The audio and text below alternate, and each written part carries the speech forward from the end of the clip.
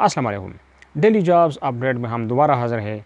Screen पे आपने देखे दो पोजीशंस। तफसील में जाने से पहले अगर आप इस चैनल पर नए हैं और जॉब की तलाश में है तो इस चैनल को सब्सक्राइब कर लें, साथ में घंटी की निशान आल पे क्लिक कर लें।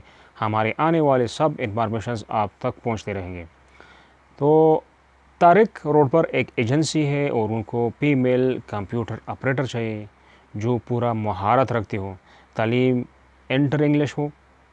इनका अप्लाई करने के लिए याहू है और मोबाइल नंबर है, दोनों नोट कर लें। अपना सीवी वगैरह आपके पास जो एक्सपीरियंस है वो आप भेज सकते हैं और साथ में टेलीफोन नंबर, मोबाइल नंबर ले बात भी कर सकते हैं। नोट कर लें, बिलाल ENT@yahoo.com, छोटे हरूफ में BILALENT@yahoo.com। मोबाइल नंबर 0332 3575 317, ये इनका नंबर है और किसी भी टाइम पे आप उनके मोबाइल पे बात कर सकते हैं, रब्ता कर सकते हैं।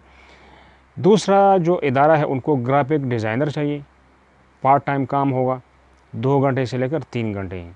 तनख्वाह, सैलरी पैकेज वगैरह आपकी मर्ज़ी के मुताबिक होगी।